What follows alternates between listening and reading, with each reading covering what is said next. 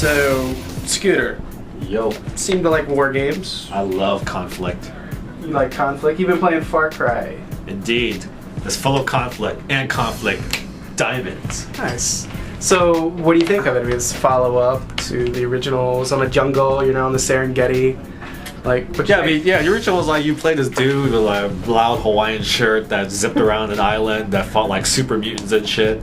Far Cry 2, they basically said like screw the super mutants, screw the guy in the Hawaiian shirt. They just took the idea of like you have a kind of open world first-person shooter thing. You know, you're dropped into the middle of like a fake African nation, and your goal is to simply go after this dude called the Jackal. He's like a super intellectual dude who dispenses all this philosophy and shit while like selling guns to everyone. Yeah, so basically there's multiple factions within the caught in a civil war within this African nation, and you do missions for these factions in order to get information about where the Jackal is hiding at, so you can finally hunt him down and kill him. So early on, like a big part of the game was the technical achievements. They have like said 50 square miles and Yes, 50 square kilometers of Africa. You start with the northern region of this country. You do a whole bunch of shit there. Something happens, and then you go to the southern region. I believe the north and south region altogether composes of 50 square kilometers, which means a whole lot of walking and driving.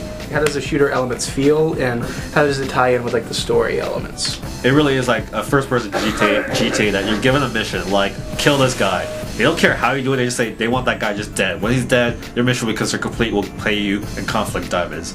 So then you're given a choice of doing things like, okay, so do I just run in with like my AK and just shoot everyone in there, or do I like hijack a big vehicle like a Jeep with a machine gun, use that to burn my way through it, or do I cause a big ass fire with a flamethrower outside, make everyone run around and panic and then kill him? Well, you have a lot of options. It all ends up like using gun stuff. It's just how you feel like using your different guns and things. It's kind of open-ended in terms of the mission design. In your written review, you commented a few things you didn't like were, number one, your character suffers from malaria. And Yeah. how does that affect like gameplay?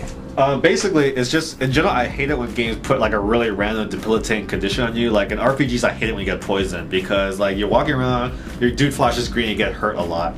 Malaria is not that terrible, but basically your guy gets infected with malaria early on. And once in a while, depending on how much medicine he has or what he does, he gets malaria fits. Like he'll like keel over, he'll vomit, his vision will go hazy, he'll have a hard time standing up. And you have to perform missions for certain kind of people to get malaria medication, because every time you get a malaria fit, you gotta quickly pop a pill to like combat it.